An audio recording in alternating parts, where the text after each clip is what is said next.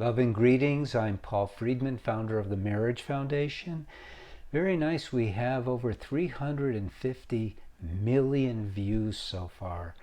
And I think that it's because we present our information in a way that really makes sense to people, whether you agree or not. This topic is an interesting topic. It's a complaint. And so I don't know if you could really call it a topic, but it's worth addressing. My husband wants me to do everything for him. And if you go back to when you were first dating, you implied to him that that is what you wanted to do too. So now that his expectations are there is some resentment going on. And I think it's probably because he implied to you that he wanted to do everything for you too, because this is what we do when we're dating. And what happens, this is interesting. You know, I used to be a divorce mediator. I wasn't saving marriages until about 2001 when a couple asked me to help save their marriage, and I discovered things about marriage that just blew my mind. How amazing marriage is and how we all have missed it. And so now it was actually at the behest of another divorce mediator. He said, Paul, this stuff is amazing that you've discovered. Let's create a nonprofit foundation. And here we are to get the word out. So I look at these kinds of complaints as manifestations of what's going on in your marriage that should never be happening, where, and this is the number one killer in marriages, I call it overfamiliarity, which means that the two of you started taking each other for granted, and it probably even happened before you got married, if you think about it. So what do you do now? What you do now is you change the dynamic of your marriage. And it's not as easy as it sounds, and I know it doesn't sound easy, but the dynamic of your marriage has slipped into a mundane, day-to-day, roommates almost scenario, where you're living together, you're doing things together, you're not particularly happy. You are just living day to day. And the only difference between living now is that you have a family and you have a lot of stuff you have to do and you have much less free time. And really, isn't that true? And so I realize that what is really going on here is that we have not been taught, we have not been shown how amazing marriage is when you live it for what it is and you live it the way you are supposed to live it. And as an individual, you don't have to do it together. This is a big false idea. You as the individual can learn how to transform your marriage by working on yourself and allowing that to change your marriage. In fact, we have courses for men and for women, and most of our clients are women by far. And the women who take the course are happy. This is the first step, is to become happy. Whether you're doing everything for your husband or not is not really the point. The point is you want to be happy. And we don't learn how to be happy. You know, in the world, happiness comes from getting more stuff. But that's not what produces happiness. What produces happiness is love. Love is the panacea. It works every single time. But we don't know how to love. We think it just comes naturally. We don't understand how we're put together individually. So we don't understand or learn how to cultivate love. Sure, you love your husband. Sure, you love your kids. But that's not the consciousness that you're living within. You're living in the consciousness of, what do I have to do today? What do I have to do tomorrow?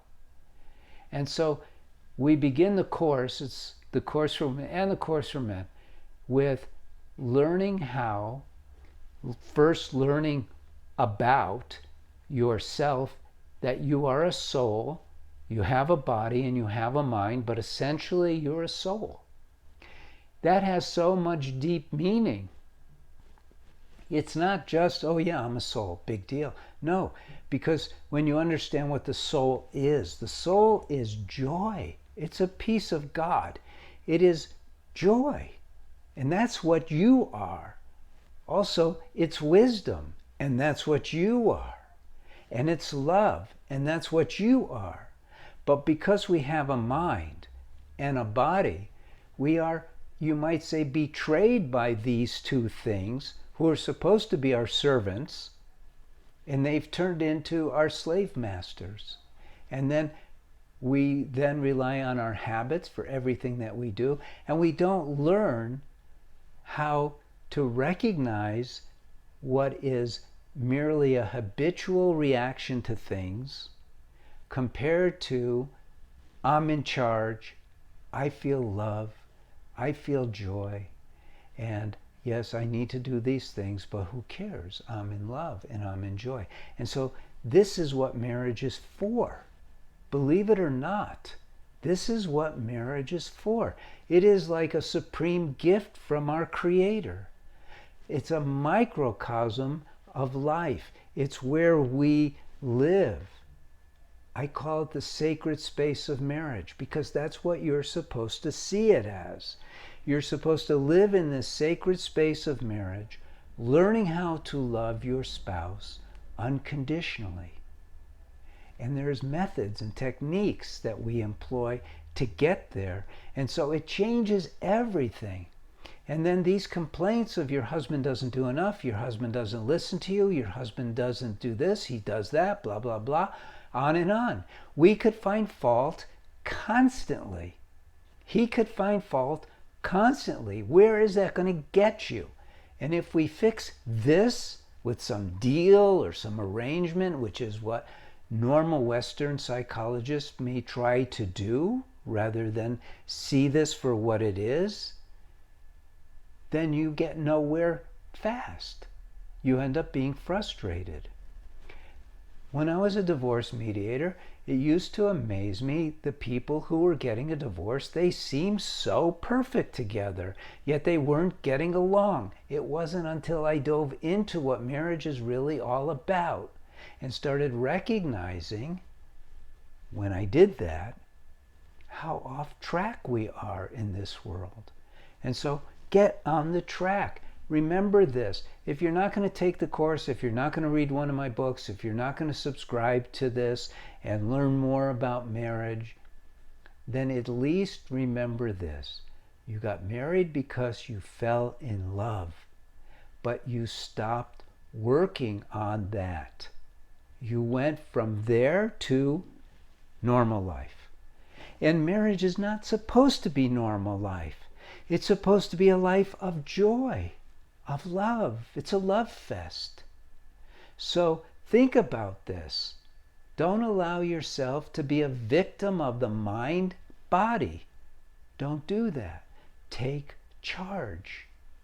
This is a really beautiful thing that you have, your marriage. But you're not getting out of it what you're intended to. Okay, now, if you're a therapist or clergy whose mission is to help couples with their marriage and you've been following me and you want to become a TMF marriage counselor, please go to our website. We're recruiting. We want to build up people on the ground who are teaching these principles because they change the world. And I'll tell you why. Because when your marriage is filled with joy, which it's supposed to be, and you can do it, it's a mechanical process, then you are filled with joy, your marriage is filled with joy. Those who encounter you say, wow, that person is into something, they're onto something. And we start awakening the world. one person at a time. It's a very beautiful idea. I started the foundation with my friend in order to change the world in this way. We're supposed to be happy. We are. Marriage is there to make you happy. It's God's gift to you. I'm Paul Friedman. I founded the Marriage Foundation. Like this video. We really appreciate you, and God bless you. Take care.